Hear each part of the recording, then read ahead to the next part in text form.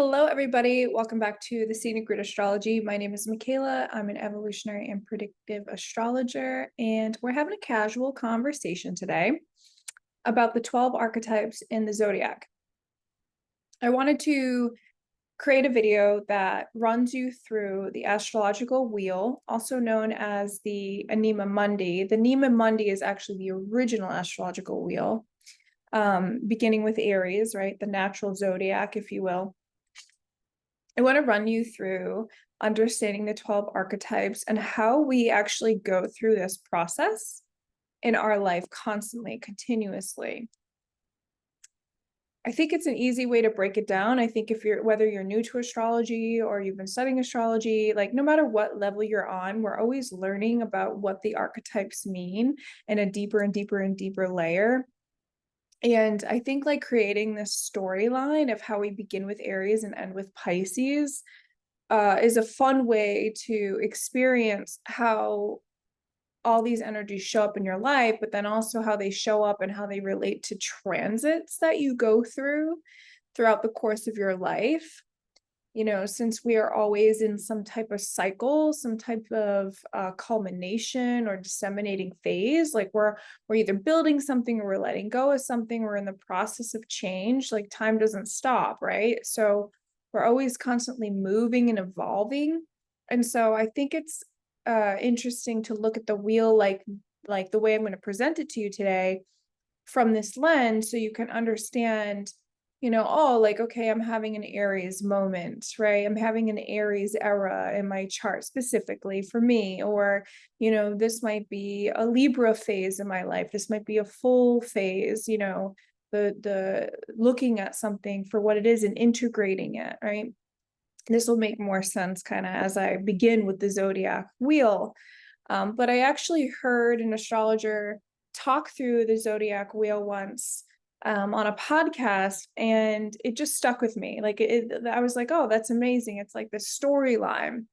And it's true. We're all living our own story.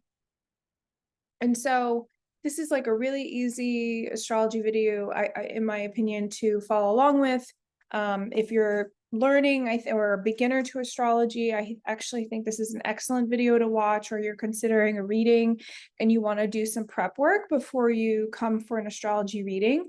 This is also significant because it gives you a chance to, prep yourself for what these archetypes mean.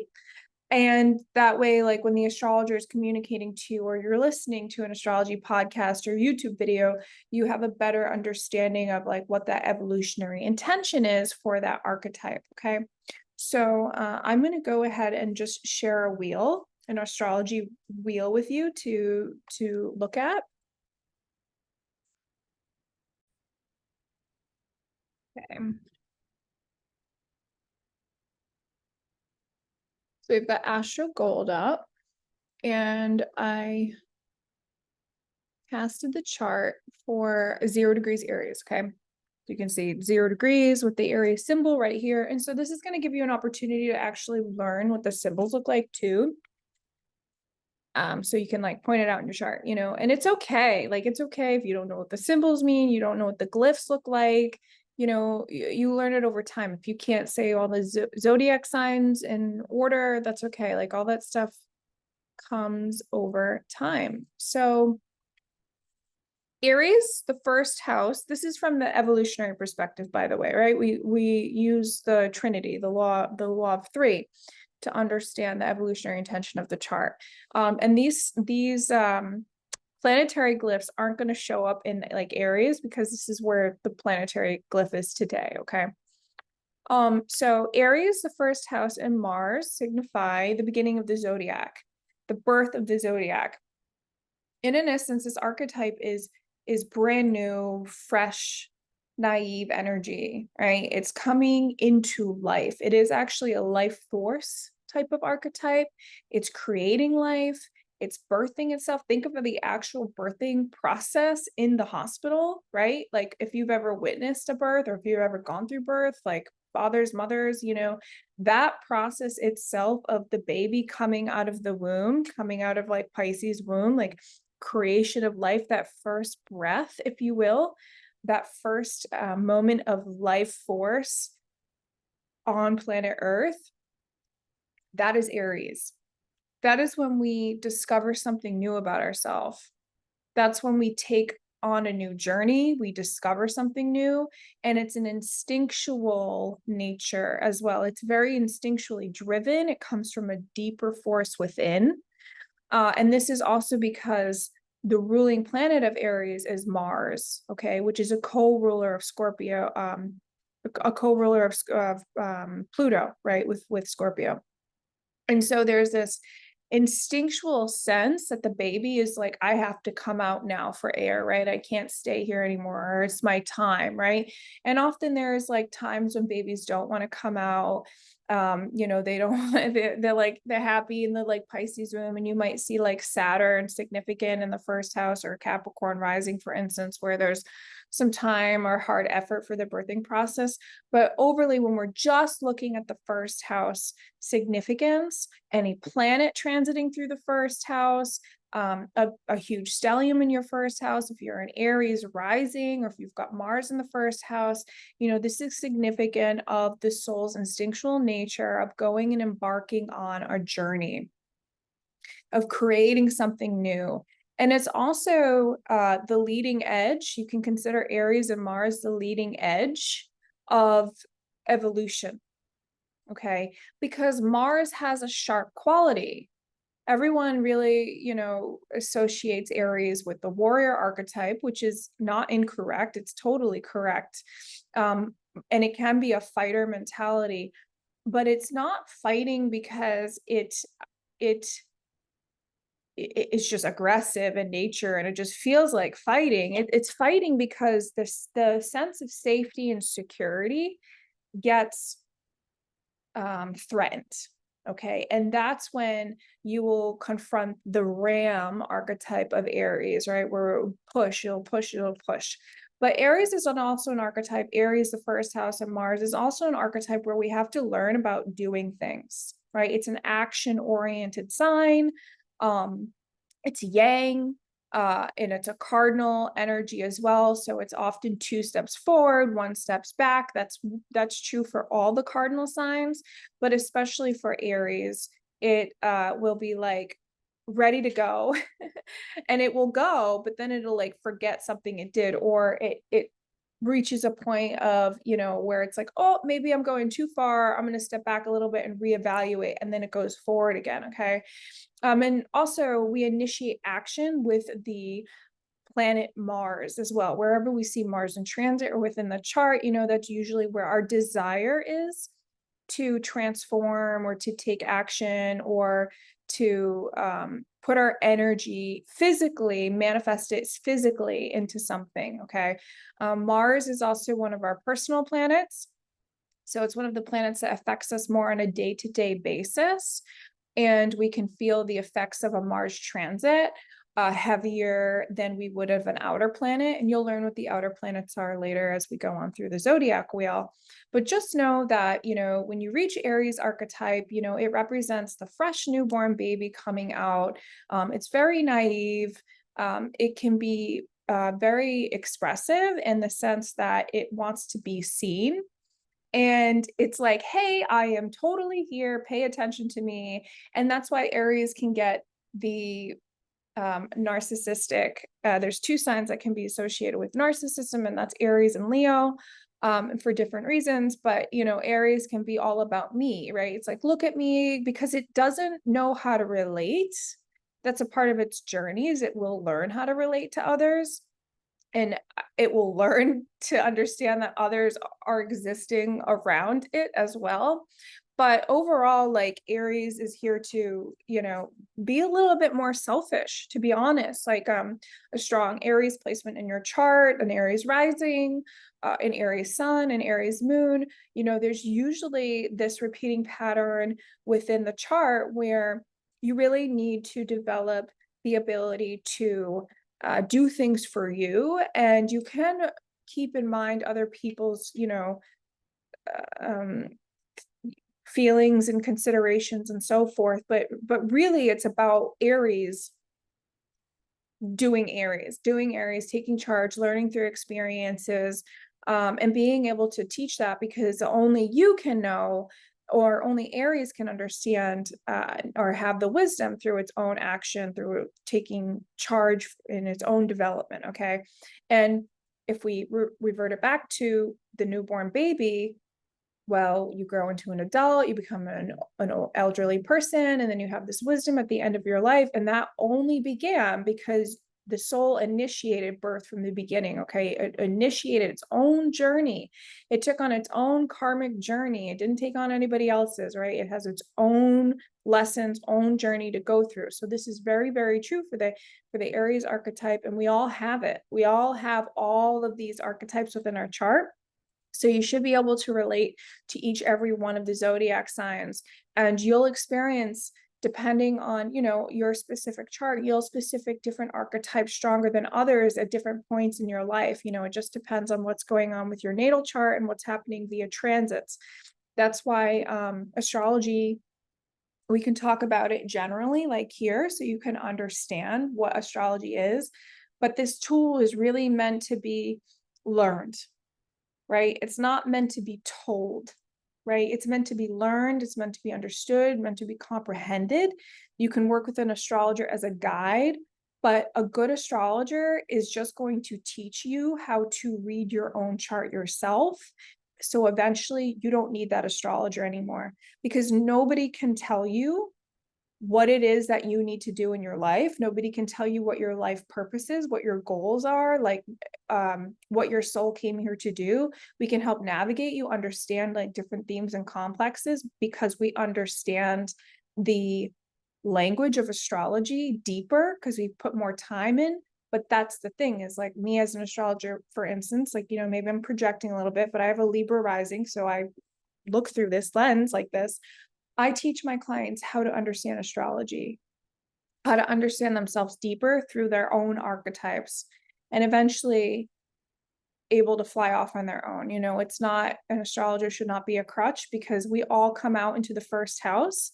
It is literally, the first house represents your rising sign. So whatever sign is on the cusp of the first house, and this is also an angle point. So it's really important in the chart, is the first angle. Okay. This is the constellation in the sky that was rising at the time you were born. And so that the time you came out as a baby, you were coming out when, if this was you, if you were 0 degrees Aries, you were an Aries rising, the sun was rising in Aries constellation when you were born. And so hence, your first interaction with the world becomes in that nature and that archetype of whatever is on that first house cusp. Okay. And again, it's always going to have an Aries undertone, an Aries layer, a Martian layer of action, of drive, of force, of willpower, and of learning your own, being able to learn and navigate through your own journey, through your own direct experiences, and your evolution will be influenced by that. Okay. So then we go to the second house, and in the Anima Mundi, the natural zodiac, this is ruled by Taurus. And let me change this. Taurus, the second house, and Venus, the symbol right here, Venus. And so after the baby is born, right, it grows to become like a very young toddler. Okay. Not walking toddler yet, but like, 1 year old or so, 6 months to 1 year old. And we kind of evolve into this sense of we're touching things, right? Where babies are looking at their hands, they're like paying attention to, they can't speak, right? They don't have words, but they're like fascinated with everything, or they like touch your nose, right? Or they laugh, or they can hear things, right? They have senses that stimulate them, right? And you can like make cooing noises at a baby, and they like giggle and laugh, and they're like, oh my God, but they're not saying anything, but you can see it on their expression, right? You can see, or they cry when they're hungry, or they're happy when they're hungry, right? And the baby is learning its needs at this point. It's a very crucial part in the development. And we don't lose this. It's always a crucial part in our development, even when we become adults, because we constantly have to evolve on how to meet our physical needs for survival. These are Taurus themes, and it's a co-ruler of Venus. So Venus is more than just money and love and relationships, which everyone will associate Venus with. It very much has to do with a strong, sturdy sense of values, okay? Strong, sturdy sense of values. And something that you can build with, okay? Because in a sense that the second house and Venus and Taurus especially is a sturdy, strong sign that wants it to be practical and sensible. This is a yin sign, so it's more of an internal process where we understand our needs for survival have to become on our own sense of self-reliance, and that we eventually have to learn that from a young baby, we rely on our parents or whoever our caregiver is to meet our needs for survival. But then as we become into adults and we start growing up, right, into our older versions of ourselves, we meet all the challenges that early life conditioning did or did not provide for us, and how that, creates some type of dynamic and evolutionary journey for us to transform as we become into adults. Okay. And so very much when you have a transit through the second house, or you have planets in your natal chart in the second house, these themes of survival will come up, and it can be connected to money, because we live in a culture, in a society where we need money for survival. We need money to pay rent and to buy food and all of that. And so your sense of survival is going to depend on where you grew up, what kind of country you grew up in, right? The cultural conditioning, and so forth. You want to take that into consideration, right? Because it's not the same for everybody, right? Somebody who grew up in the United States is going to have a very different sense than somebody who grew up in Nepal, right? So, but these are the solid foundation blocks. And Taurus will be, because it's connected to the senses as well, and it wants to be a little practical. It has to do with the body. So, like taste, hearing, sight, feeling, those type of sensations come in as well, because it activates the pleasure sense within our human nature, human body. And then the soul begins to understand what it, through the ego's lens, right? The ego and the soul are quite different. And we'll actually get into that later in this video too. You'll understand this more. That, the astrological chart that you have really is looking at the ego that you have in this life. And ego isn't a bad thing. It's basically like your soul's avatar that you chose to come in and be born with. And that's why we can change it, right? That's why we can change how we look. We can change how our body looks, right? Our weight, our physical appearance, our hair, our makeup, our clothes, right? Our personality, like the things that we learn, the information that we take in. These are all like avatar ego development things, our characteristics, how we want to act, right? But when you get to the soul level, which is Pluto, which we'll get to when we get to Scorpio in the 8th house, that's really when you touch the soul and you impact the soul through many, many lifetimes, through the soul learning to become more whole, if you will, through all of these different human experiences on Earth and Earth school.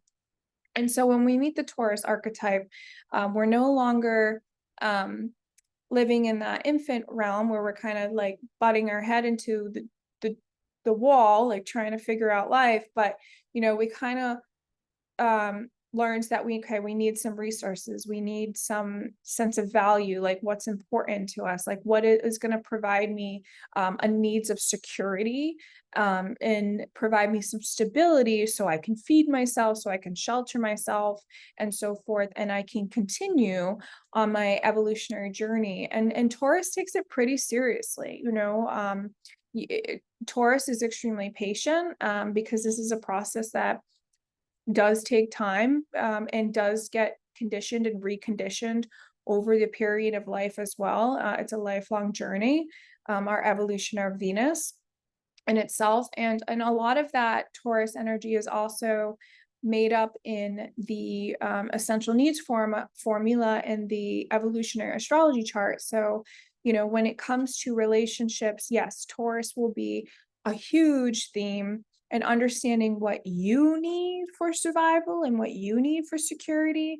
And depending on what sign is on the cusp of that second house, like if you are like you got Scorpio on the second house, for instance, that sense of stability might be the fact that you need to be able to emotionally trust somebody to a very, very deep level before you can invest time into them, right? Before you can invest energy into them, or before you're willing to collaborate or go and start a family with them or something like that, right?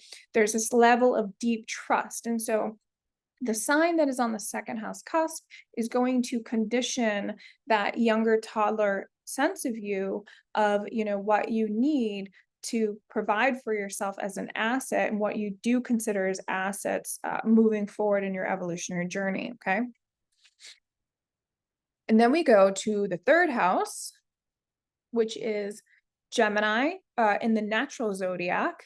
So Gemini, the third house, and Mercury. Okay. So Gemini is also a co-ruler of Mercury. Mercury is one of those planets that's ruled by two signs. And here we learn how to communicate, right? And we learn how to form words, we learn how to talk, and we learn how to label things, right? Like, oh, this is a phone, right? Oh, this is an earbuds case, right? We learn how to make connections to things in our environment and in our immediate environment through the process of words and communication and language. Okay. And this isn't to be just halted at, you know, just verbally speaking, because of course we can use sign language, we can use body language in general, like we can use facial expressions, you know, but this is when we really get more curious and we start learning. Okay. So this is like the learning, this is the younger education, you know, kindergarten, middle school type of themes, where you're getting like a basic education, if you will, which are life skills and immediate skills that are needed to be able to navigate throughout. Okay. And then communication also comes in other forms too, which is a third house or a Gemini function and a Mercury function, where we can learn how to write. We can learn how to play as well with our siblings, right? This is when we meet our siblings or our cousins, or, you know, aunts and uncles, if you will, other people in our family that condition our growing up, but more so condition the way that we think, right? Like, and that is a huge one with Gemini, is like the way that you are processing and assimilating information is going to affect, you know, your belief structure, and it's going to affect how you process things and how you feel about things going forward. And the way that you think and take information in, or have been conditioned to think, is also going to affect how you, you know, cooperate with other people and with groups and so forth, right? And so the conditioning and the journey of the Gemini and the Mercury function is also one that changes and evolves, right? Like literally all of the signs change and evolve throughout life, right? But when we are in the lower half of the zodiac, we're getting a firsthand experience, right? The first half of the zodiac is really where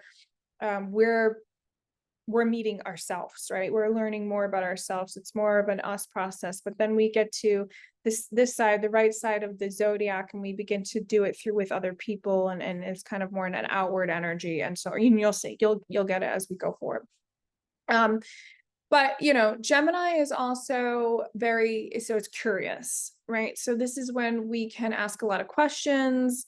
There's a dualistic nature to Gemini as well, where we can look at two sides of the thing. This is also like Libra can do too, but it's in a different sense, whereas it's out of curiosity and the need to like have more information or have more knowledge. And it's very much like of a skimming type of energy. Like it doesn't want to go deep with knowledge, but rather like just gather information as a resource. Okay. And it can also be tricky, you know, it can also, it is Mercury is the archetype of Hermes. And so there can be a strong, if you've got a third house, a strong third house or a strong Gemini, you know, there's a need to be witty, to play with words, to play with jokes, you know, to have like a sarcastic or a sick sense of humor, as people will call it.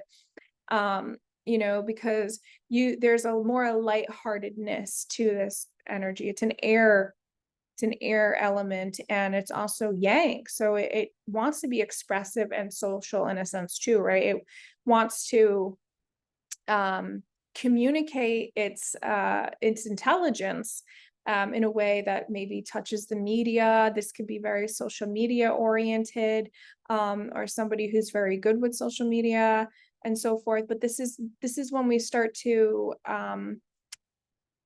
get curious with the creative expression of our thoughts, right? And we kind of try things out, right? Like this is when like the young archetype of Gemini will like poke you, right? Poke you or play you or say something to see your reaction, right? There's this like kind of reactiveness, I think, that Gemini always wants, because it, in a sense, it wants attention in a weird way too. It does sextile Leo in the in the Zodiac. And so it's playful, right? But it can be irritating to other people, because the Gemini is just not going to really understand that that's what they're doing, right? They're just kind of trying to be witty and playful and fun.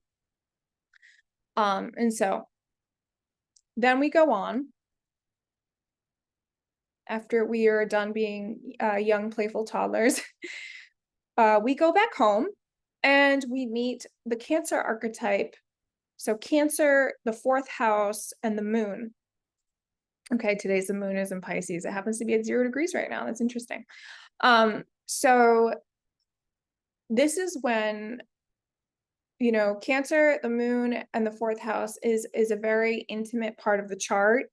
Okay, this is the first water sign we meet in the original zodiac, right? The Anima Mundi, the natural zodiac. And it has to do with our home space, right? And our ancestral roots as well, our family dynamics. And so where we grew up, the homeland that we grew up in very much signifies the home or homes that we had growing up. If you could have Cancer on the third house, and you could have grown up like in a car, for instance, because the third house is also associated with, I forgot to mention this, transportation and travel, but like local travel, like short distance travel. Okay.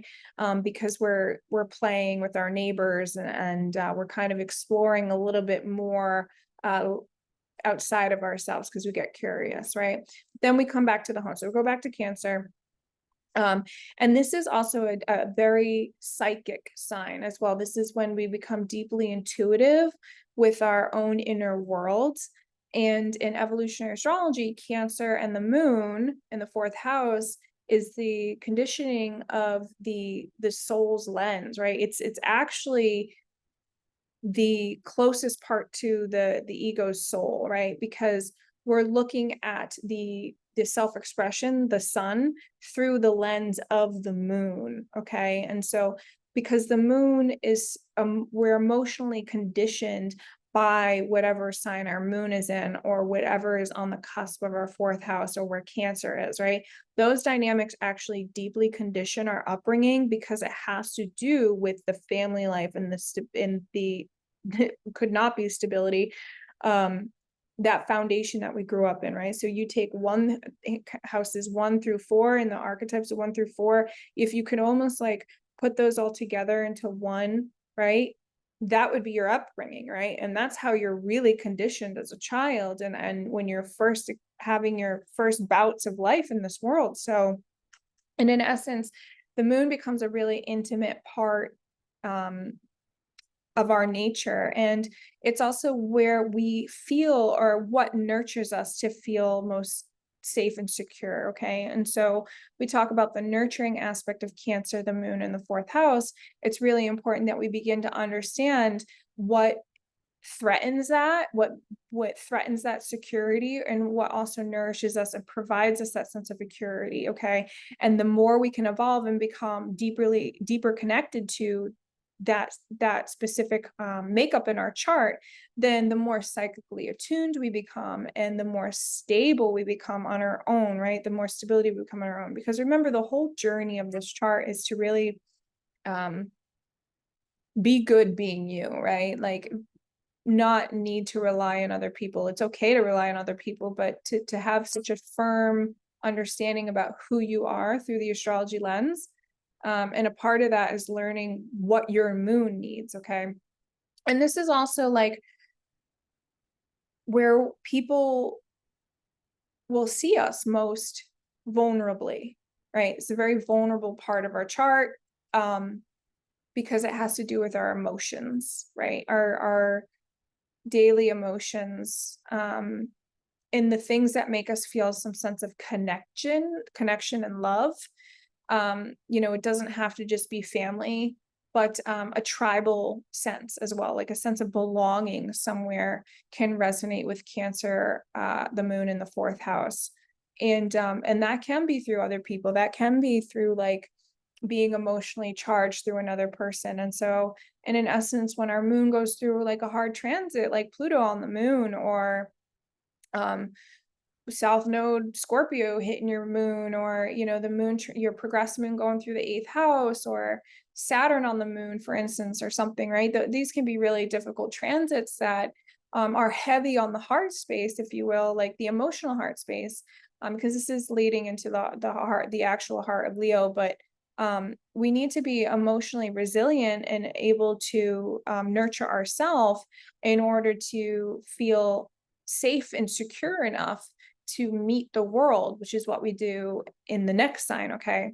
And so the foundation of the chart also, this is an angle, right? This is the second angle we meet, which is a pillar of life, right? It's a pillar of evolution of life.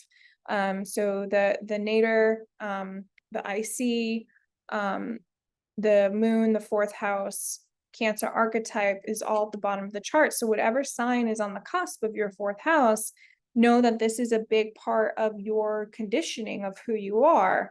And it can be changed. Like, we can always evolve and change, but if you're trying to deepen your sense of who you are, this would be something that I would definitely spend a lot of time navigating through and understanding, because whatever is emotionally on your inner landscape is going to be manifesting or not manifesting in your exterior reality, in your exterior realm.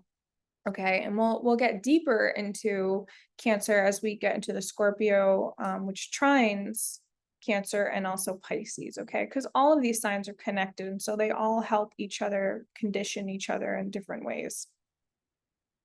So then we go to the fifth house, and that is Leo, and it's the sun. And so the sun's in Cancer today.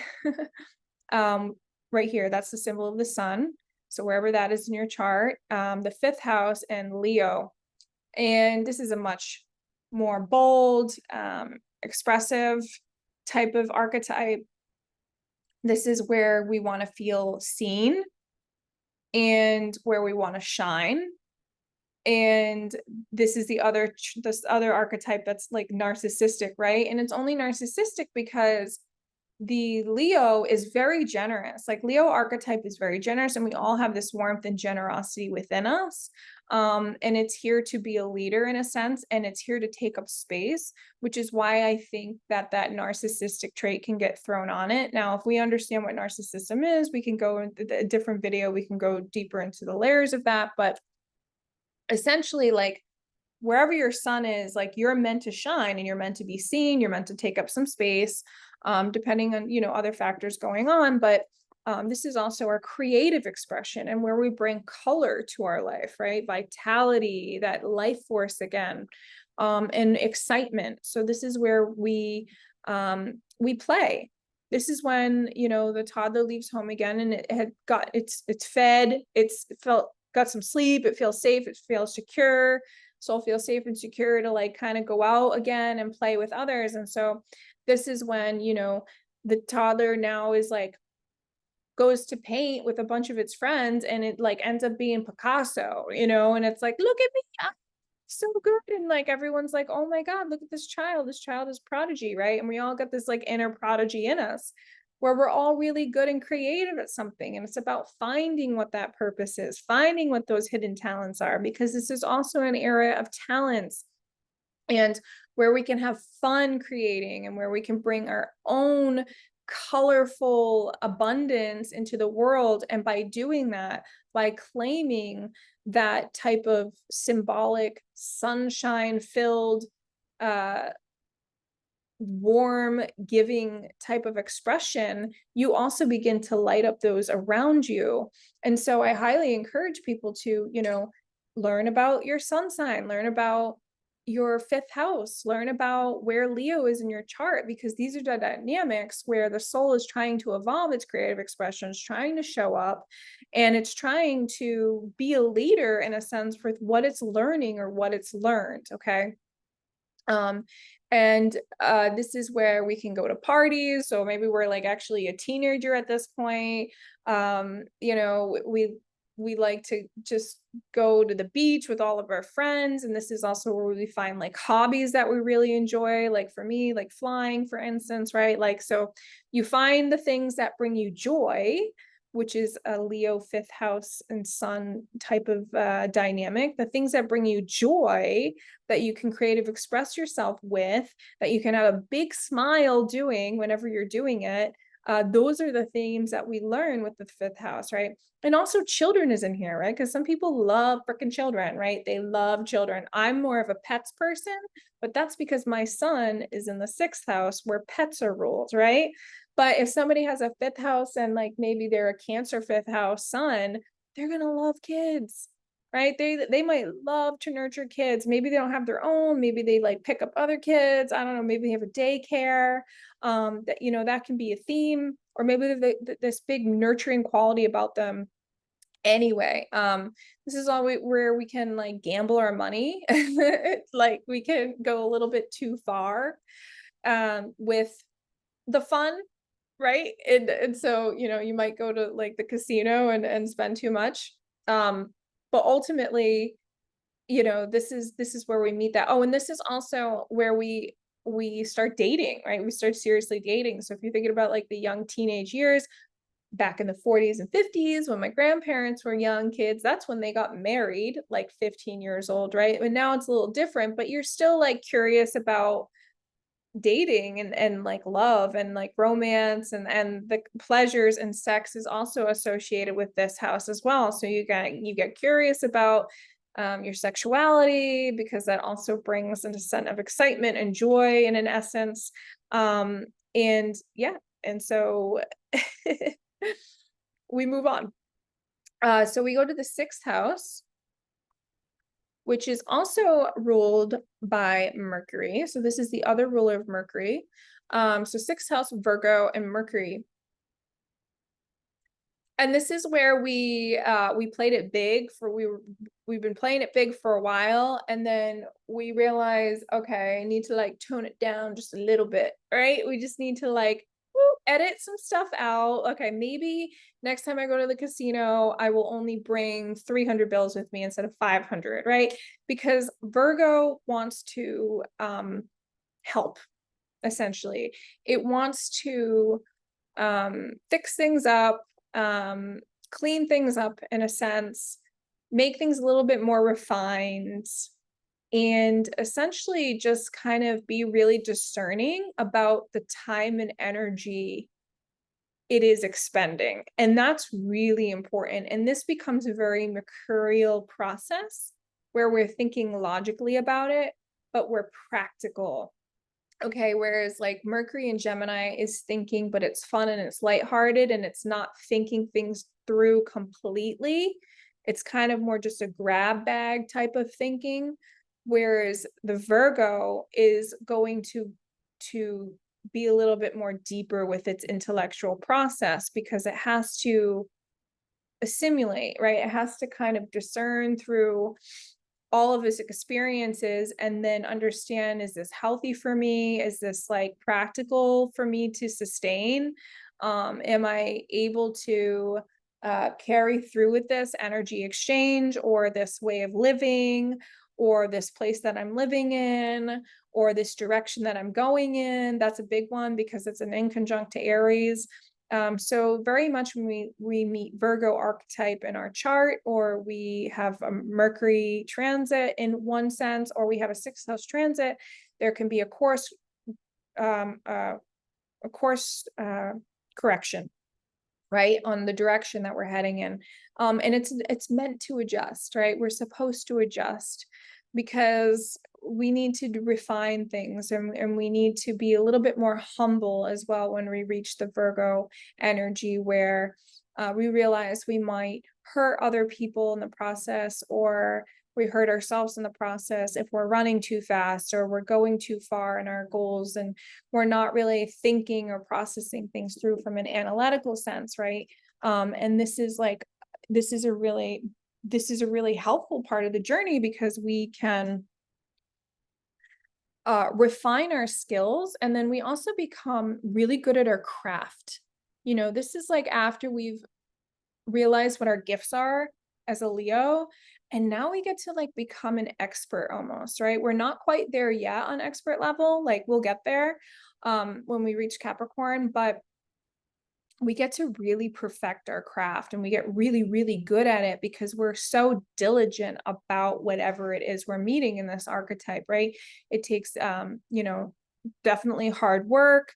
It can kind of seem like a mundane, it can kind of seem like it never ends, but we just do it, right? And so Virgo, in essence, just likes to stay busy, and it's good to stay busy. And if it just processes things like one step at a time and doesn't overexpend itself too much, then we get really good craftsmanship out of Virgo. Okay. And this is when people can just become like the great speaker, like the freaking kick-ass authors,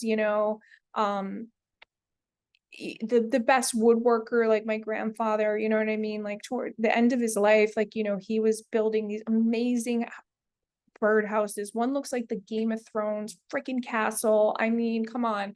And that's because he was a carpenter and a woodworker like his whole life, right? So since like that's where we meet Virgo, okay? And yeah, pets is like an main devil, but it's not. We're more talking about the evolutionary journey here of the soul when we go through these archetypes. And so then we become really good at our craft, right? Then we want to share it. So that's when we go to the Libra. That's when we go to the seventh house and Libra, and again, Venus, right? So we go back to the other co-ruler of Venus. This is when we meet other people out in the world. And this is when we're crossing that horizon. You see now Libra is on the other side of the first house. This is another important angle, right? One of the four angles.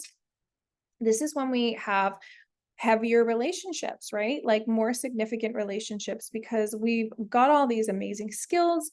We've perfected them. We've taken the time and energy. We've got some basic needs and assets situated. We know how to communicate. We've got our sense of safety and security. We've got our creative process, and like, and I made this thing, like now I want to share it with somebody, right? Or I've improved myself, because Virgo is an improvement type of energy. I've improved myself, right?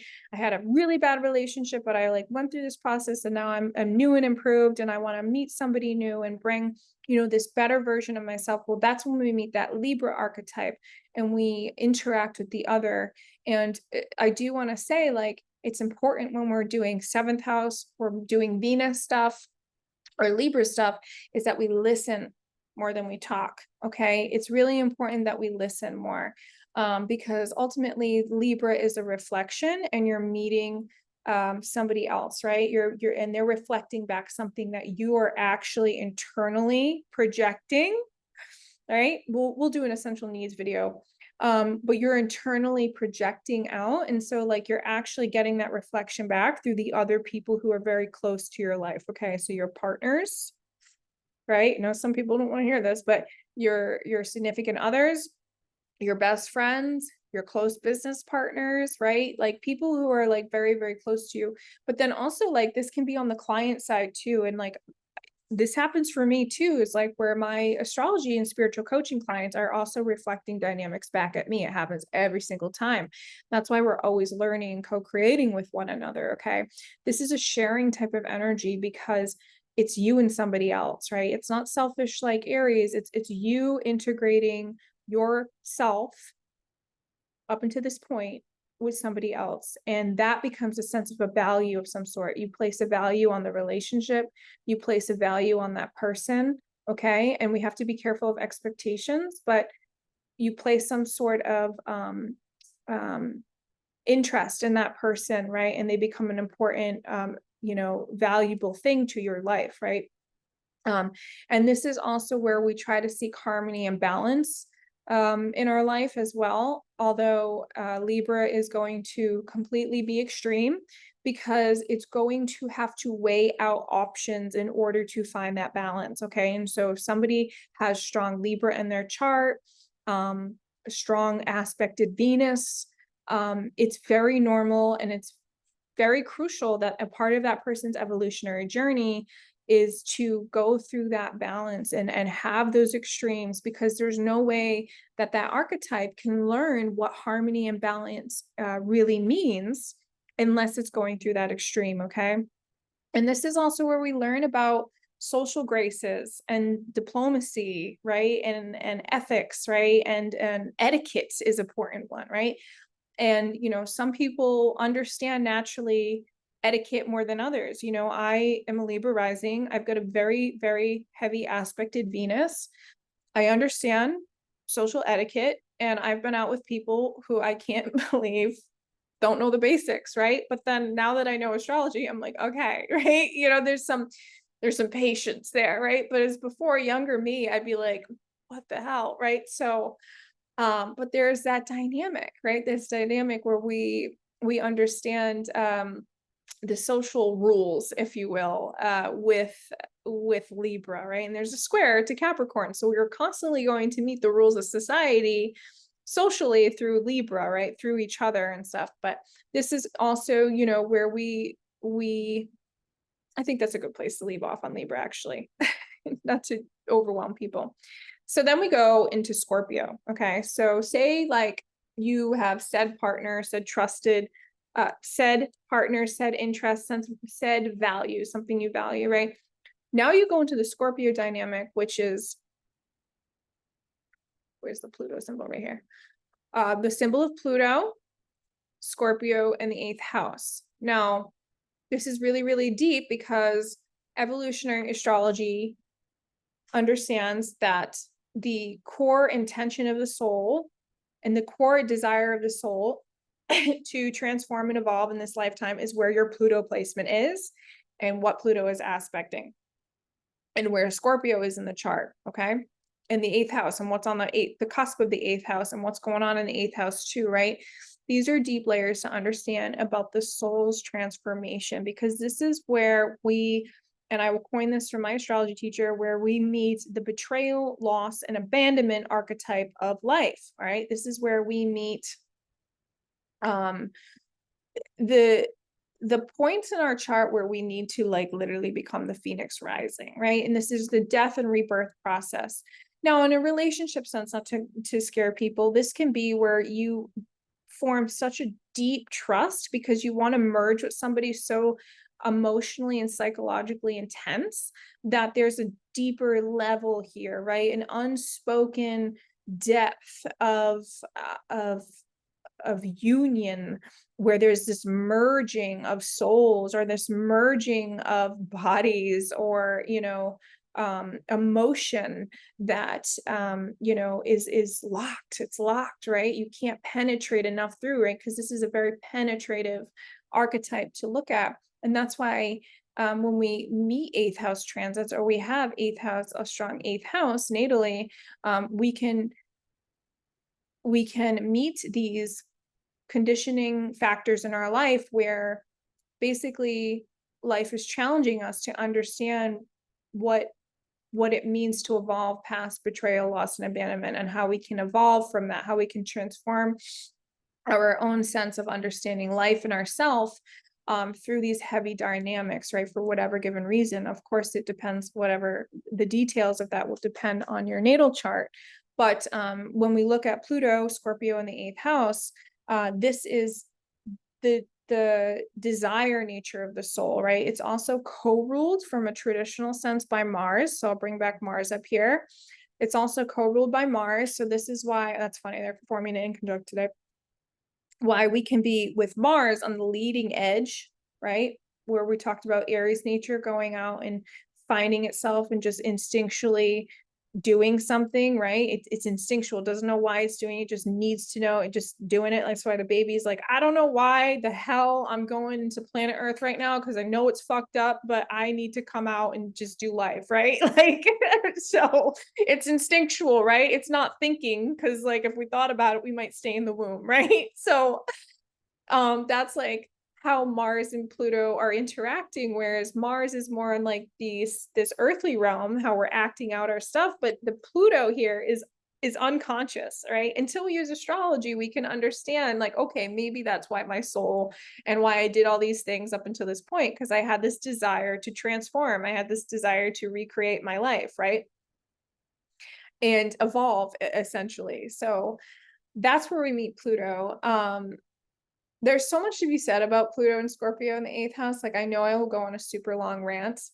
But this is about transformation, right? And you're not the same. So my teacher also says transmutation, because you're not the same when you leave Scorpio. There's something alchemically that changes within you that can literally change the way you look. It will certainly change the way you feel. And that will redirect again, and that's another course correction dynamic of life, where you will have another course correction, but it will be on an internal level, an emotional and psychological level. It's not left brain, it's right brain, it's emotion, it's deep, it's going to hell and being reborn kind of experiences. But this is also where we create life, right? This is also where we understand like the process of life and death, or we choose to get married in this house, and we choose to commit, and then we actually in essence give up our own sovereignty when we meet that choice. And then this is just an example, right? But if we choose to get married or whatever, we give up a sense of sovereignty. And that doesn't mean getting married means you're not sovereign anymore and you're not free, you know what I mean, right? But you're now choosing to live and co-create life with somebody else, and that does start a new journey for you, right? So there can be a course correction in your life where it's like, not just me anymore. I do the Libra thing. I think about my partner's needs too, and we're both good at doing it. And we go through the Scorpio process of trust and union and merging. And you can reach really deep spiritual and psychic depths with this archetype as well, with Scorpio 8th house and Pluto. Okay, you can get really deep into your esoteric knowledge and into your understandings. This is where, you know, a lot of psychological work is done, like seeing a therapist and stuff like that, because it's basically transmuting the conditioning of your emotional body, if you will, and that will change a lot. And then we go, after we go through that process, and mind you, again, it's just a repeat, a reminder, we all get to experience all these archetypes in our life, right? At one point or another. Sometimes others are happening at the same time, but all of these archetypes we get to experience at one point or another. But then we go through that, hallelujah. You can literally feel the shift of energy when I talk about them. We go to Sagittarius, right? Sagittarius, the 9th house. I have a lot of Sag friends. Love them. Jupiter also is a co-ruler of Neptune, but we'll get to that in a minute. But Jupiter, right? This is a symbol of Jupiter, Sagittarius in the 9th house. This is when we expand, right? We just come out of the gates of hell. We need to spread our wings, and we're going on a freaking trip because we earned it, right? This is like trip energy. And this is not just physical, although it can be physical, where we we're an adult here. We've got some resources. We've got some money that we gained, because that's also an eighth house dynamic where we've got assets and resources with others. And now we have some money to go explore.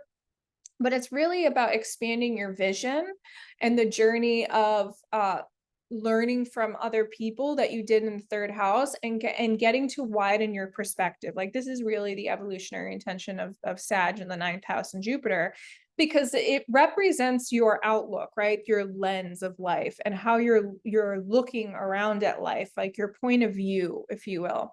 And so your philosophy, right? Your philosophy is colored. And think about it, like, people's philosophy is really freaking important, right? People who are super, super heavy Buddhist live a different life. Super, super Catholic, live a different life, right? Whatever your just as examples, right? Your philosophy will be guiding you in an essence of your direction, right? And your inspiration comes from this as well, okay? And so this is where we meet a higher knowledge. This is where we can get transformed by teachings or gurus, if you will. And we're learning to discover like what our personal truth is, that's not based on somebody else's. Okay, this is very important that when we look at our natal chart and we're looking in and honing in on our Jupiter and our ninth house and where our Sagittarius placement is, we understand that this is where the soul is looking to expand its freedom on its beliefs, okay, and on its personal truths, right? And really encourage the soul to discover its own point of view, okay, and understand that conditions from the world and cultures, these are ninth house things, the world and cultures can condition the soul's perspective, right? And then if you have a limiting perspective, well, maybe the soul is coming into this journey, this lifetime, to free that up, to open that up, so that more opportunity can get brought into the life, right? Because we'll also meet opportunity here with Jupiter. But I will say, like, Sagittarius is another life. It's the third fire sign in the zodiac, and it's very spontaneous. It's very spunky. I love my Sagittarius. And they're a bit of risk takers, but it's an important risk-taking energy, because you're not going to, and it's supported, the risk-taking is supported by the Aries and it's supported by the Leo, right? So it's supported by the new direction and the creative self-expression, because then you're able to expand your horizons. You'll be able to expand your knowledge, expand your perspective, and you become more wise and knowledgeable because you haven't played it safe. Right. And I will say, like, when we have a good Jupiter transit, like playing it safe and playing it small, you kind of want to, within risk. I'm not telling anybody to go jump off of a bridge or think that you can fly and jump out of a plane without a parachute. I am not saying that at all. I'm saying, like, within your realm that you'll know, like, going for the job that you didn't think you'd get, right? And you're having a good Jupiter transit, because you're expanding yourself, expanding your horizons, and this helps evolve your soul. This encourages your soul to really reach for bigger inspiration, right? Bigger dreams and so forth. And so then we meet Capricorn archetype. So we go to the 10th house and we go to Saturn. Saturn, 10th house, Capricorn. And remember, I talked about earlier with Virgo, we become the master, or we become really, really, we become really good at our craft. Well, this is now when we've put a lot of time and effort and value into ourself, right? And things crystallize, right? These things crystallize within our nature. And this is an emotional sign, by the way. I know it's an earth sign, but it's definitely an emotional sign, because the things that we have learned and conditioned ourselves to have or believe in or do in up until this point, they become solidified in this section of our life. And that's why this is the last major point in the chart in the natural zodiac. Capricorn is the last angle.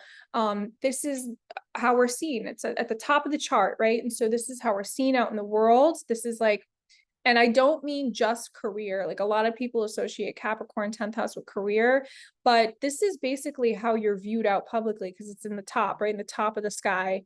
And so like when you get married, for instance, you can have a transit to the 10th house. Like you were once viewed as single, now it's solidified, you're married, right? That kind of dynamic. But it's also how you emotionally take care of yourself and parent yourself, and how you're able to provide for yourself in that sense, right?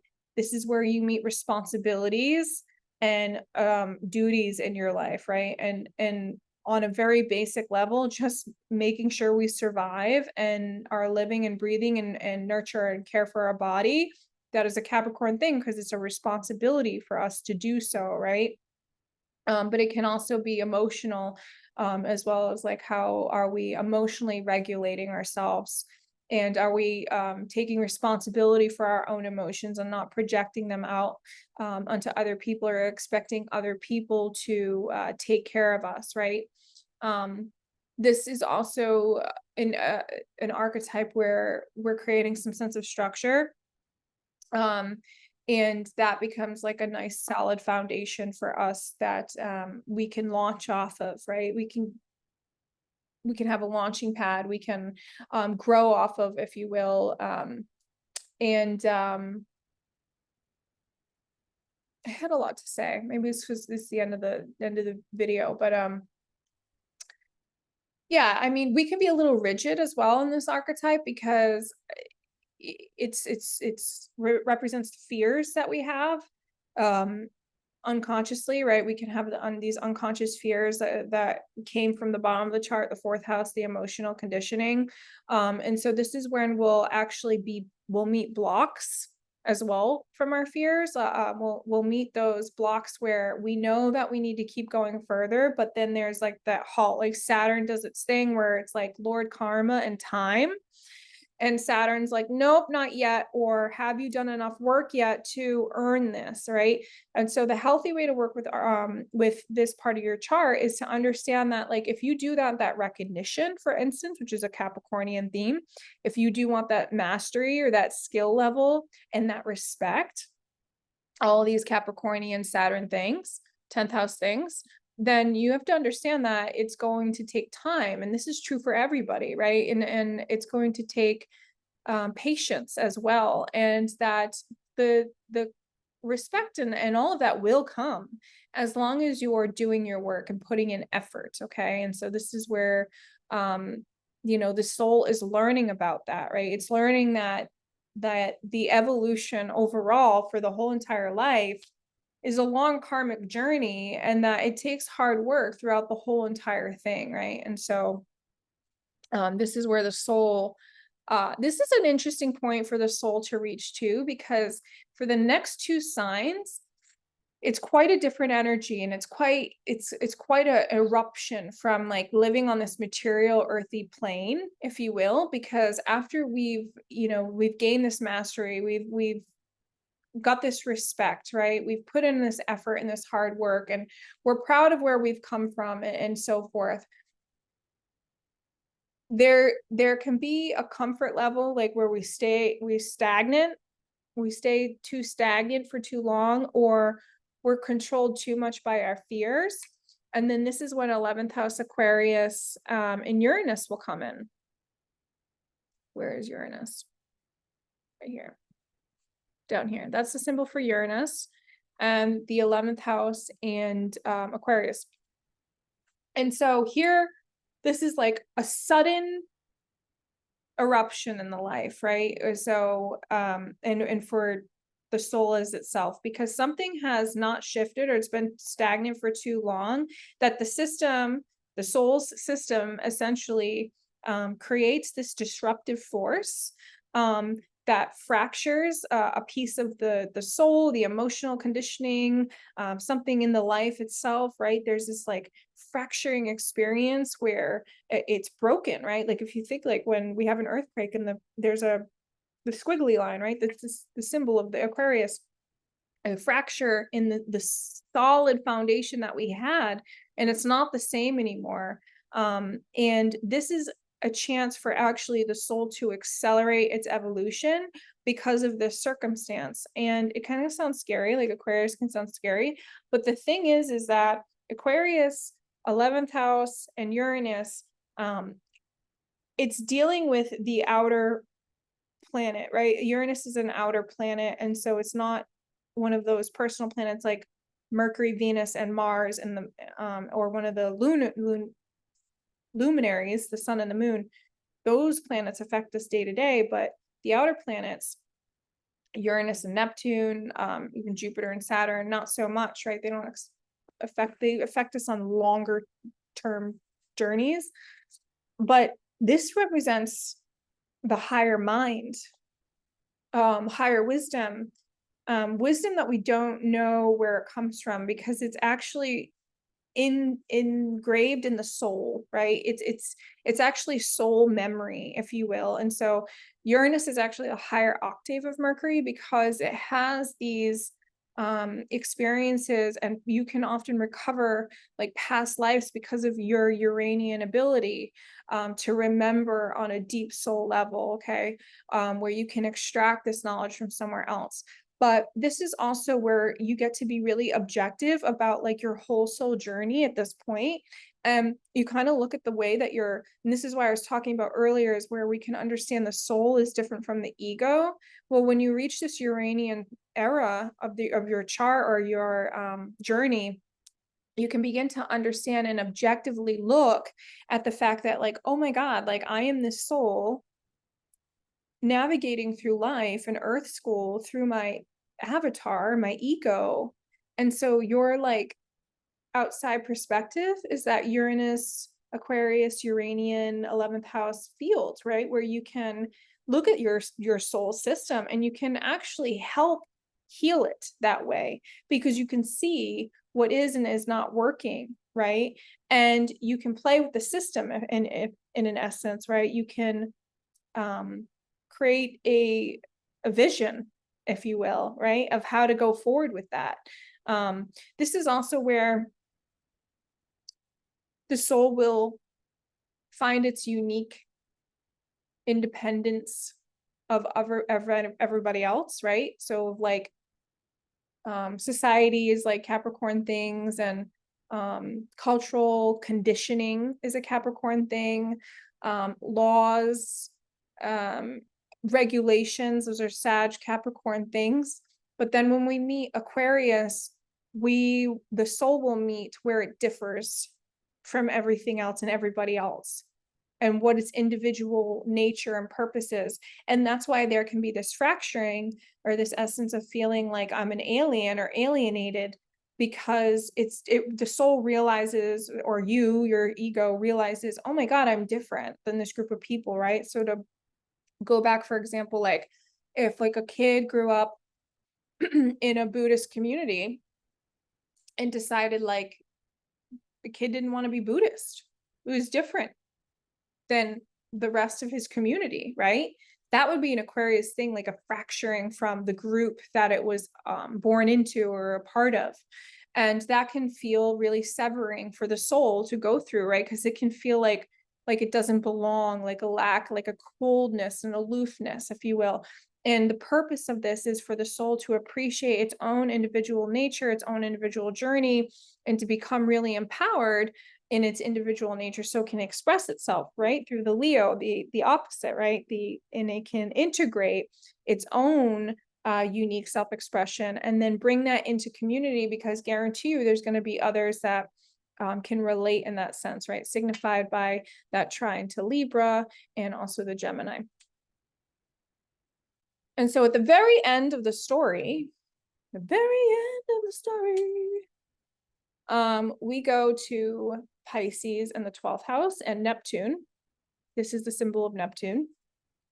That's funny that Neptune's right there, sorry. Relevant.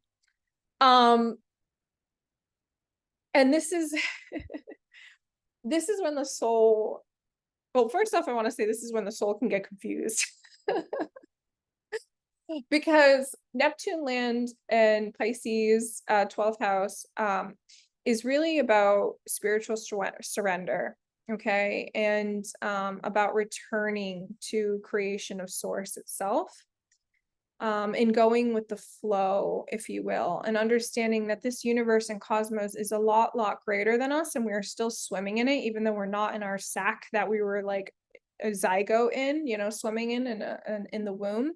That we're still encapsulated in this whole entire womb of life itself anyway, and that there are greater things and greater movements and energies always co-creating at the same time around us. And so there's these elements that can't be controlled as well, right? And so this is when the soul will hopefully come to some type of healing uh, as well within the chart, or it encourages at least healing when you're having a 12th house transit or a Neptunian transit or Pisces, whatever's going on. It really encourages some type of healing dynamic, and encourages that sense of cleansing, if you will, cleansing the soul, surrendering, forgiveness, empathy, compassion, because, you know, the soul's been through a hell of a journey when it gets up to Pisces, right? Or you're having a Neptune transit, you know, your soul's been through a lot. Or say you've got Pluto in the 12th house, like, whoa, like, you know, like you've seen it all probably. And now the soul is here to like just be at the right place at the right time and allow the universe to guide itself, because you've been busy evolving through all the other layers of the chart, you know? So in an essence, Pisces here is surrendering, right, to all of that creation. And you don't always experience or know what's going on or understanding when you're going through the 12th house archetype or Pisces or Neptune. We don't understand it always, but you know, there is this culmination factor as well towards the end of that zodiac. And you know, I can say like we experience that at the end of our life too, right? And I just as you guys know, I just was with my grandfather towards the end of his life, and I held his hand and stuff, but like while he was having his last breaths. And there was some confusion, you know, about what's next and what's after this, you know, and that can be, you know something is on the other side, and you know something else is there, but you can't see it. I'm gonna cry.